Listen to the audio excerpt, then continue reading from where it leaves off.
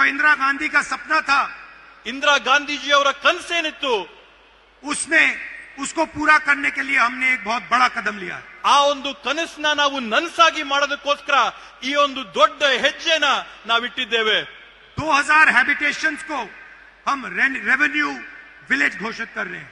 2000 ಪ್ರದೇಶಗಳನ್ನ ನಾವಿವತ್ತು ಕಂದಾಯ ಗ್ರಾಮಗಳಾಗಿ ನಾವಿವತ್ತು ಘೋಷಣೆ ಮಾಡಿದಂತ ಐತಿಹಾಸಿಕ ತೀರ್ಮಾನ ಮಾಡಿದ್ದೇವೆ। और मैंने ये भी कहा है कि डिजिटल रजिस्ट्री होनी चाहिए। ನಾನು ಮತ್ತೊಂದು ಮಾತು ಹೇಳಿದ್ರೆ, ತಂತ್ರಾಂಶಗಳಲ್ಲಿ ತಂತ್ರಜ್ಞಾನದಲ್ಲಿ ಎಲ್ಲ ದಾಖಲಾತಿಗಳು ತಂತ್ರಜ್ಞಾನದಲ್ಲಿ ಡಿಜಿಟಲ್ ರೆಕಾರ್ಡ್ ಇರಬೇಕು ಅಂತೇಳಿ। गरीब लोग अपने जमीन का रिकॉर्ड नहीं निकाल सकते हैं। ಬಡ ಕುಟುಂಬದಲ್ಲಿರ್ತಕ್ಕಂಥವ್ರು, ಸಣ್ಣ ಪುಟ್ಟ ಮನೆಗಳಲ್ಲಿರ್ತಕ್ಕಂಥವ್ರು ಅವರ ಕಂದಾಯ ದಾಖಲಾತಿಗಳನ್ನ ಭದ್ರವಾಗಿ ಇಟ್ಕೊಳ್ಳೋಕೆ ಕಷ್ಟ ಆಗುತ್ತೆ। सालों बीत जाते हैं, उनको अपना डॉक्यूमेंट नहीं मिलता है। 10 ವರ್ಷಗಳು ಕಳೆದ್ರೂ ಕೂಡ ಅವ್ರಿಗೆ ಅವರ ಮಾಲೀಕತ್ವದ ಪತ್ರಗಳು ಕೈಗೆ ಸಿಗೋದಿಲ್ಲ।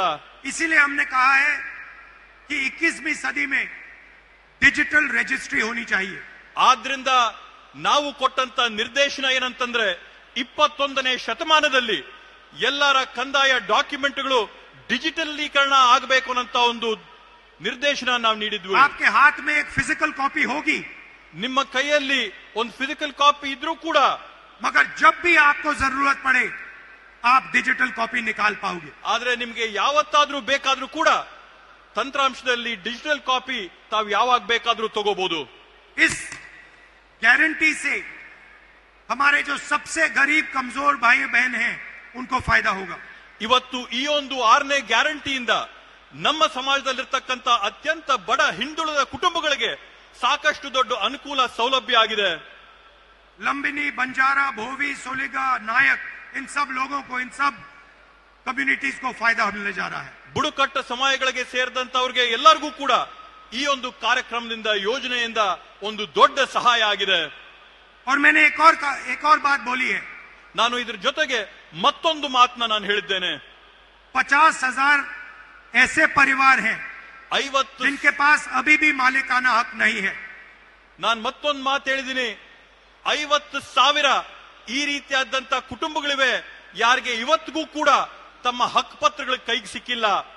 हम चाहते हैं कि 6 महीने के अंदर उन 50,000 परिवारों को भी मालिकाना हक दिया जाए। ನಾನ್ ತಮ್ಗೆ ಆಶ್ವಾಸನೆ ಕೊಡ್ತೇನೆ, ಮುಂದೆ ಬರುವಂತ 6 ತಿಂಗಳ ಒಳಗಡೆ ಈ 50,000 ಕುಟುಂಬಗಳಿಗೂ ಕೂಡ ಅವರ ಹಕ್ಕು ಪತ್ರನ ಕೊಡಂತ ಕೆಲಸನ ನಮ್ಮ ಸರ್ಕಾರದ ವತಿಯಿಂದ ಮಾಡಿಸ್ತೇವೆ ಅಂತೇಳಿ। 2000 रेवेन्यू विलेजेस घोषित किए गए हैं। 2000 ಕಂದಾಯ ಗ್ರಾಮಗಳನ್ನ ಊರ್ಜಿತ ಮಾಡಿದ್ದೇವೆ। हम चाहते हैं कि 500 और नए रेवेन्यू विलेजेस घोषित हों।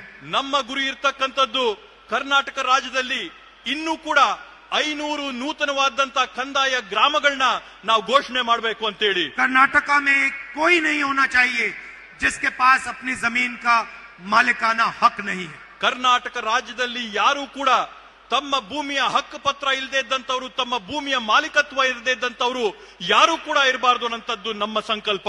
जो कांग्रेस पार्टी के स्टेट, डिस्ट्रिक्ट और विलेज गारंटी कमिटीज हैं, ಕರ್ನಾಟಕ ರಾಜ್ಯದಲ್ಲಿರ್ತಕ್ಕಂಥ ಜಿಲ್ಲೆ, ತಾಲೂಕು, ಗ್ರಾಮದ ಗ್ಯಾರಂಟಿ ಸಮಿತಿಗಳೇನಿವೆ, उनसे मैं कहता हूं कि आप हर परिवार को उनकी डीड जाके दो।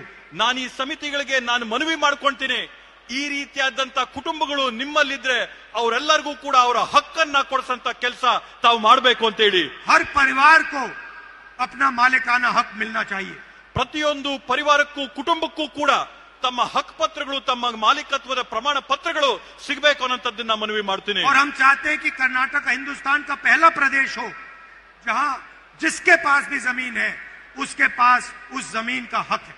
ನಮ್ಮ ಉದ್ದೇಶ ಇರತಕ್ಕಂಥದ್ದು ಭಾರತ ದೇಶದಲ್ಲಿ ಕರ್ನಾಟಕ ರಾಜ್ಯ ಮೊಟ್ಟ ಮೊದಲನೇ ರಾಜ್ಯ ಆಗಬೇಕು, ಯಾವ ರಾಜ್ಯದಲ್ಲಿ ಇರ್ತಕ್ಕಂಥ ಪ್ರತಿಯೊಬ್ಬ ಸಾರ್ವಜನಿಕರು ಮಾಲೀಕತ್ವದಲ್ಲಿ ಅನುಭವದಲ್ಲಿರ್ತಕ್ಕಂಥ ಭೂಮಿಯ ಪತ್ರಗಳು ಅವ್ರ ಕೈಯಲ್ಲಿರಬೇಕು, ಅವರ ಮಾಲೀಕತ್ವದ ಹಕ್ಕು ಪತ್ರ ಅವ್ರಿಗೆ ಸಿಕ್ಕಿರಬೇಕು ಅನ್ನೋ ಉದ್ದೇಶ। वायदा हमने आपको 5 गारंटी का किया था, ಇವಾಗವರೆಗೂ ನಾವು ನಿಮಗೆ 5 ಗ್ಯಾರಂಟಿಗಳ ಆಶ್ವಾಸನೆ ಕೊಟ್ಟಿದ್ವಿ, मगर सच्चाई में हमने आपके लिए 6 गारंटी की है।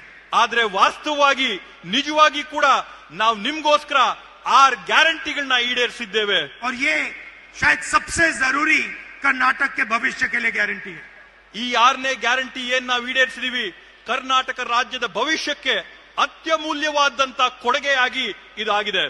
इससे करोड़ों परिवारों को फायदा होने जा रहा है. ಈ ಒಂದು ಹಕ್ಕು ಪತ್ರಗಳಿಂದ ಕೋಟ್ಯಾಂತರ ಕುಟುಂಬಗಳಿಗೆ ಅನುಕೂಲ ಆಗಂತದ್ದನ್ನ ನಾವು ನೋಡ್ತೇವೆ.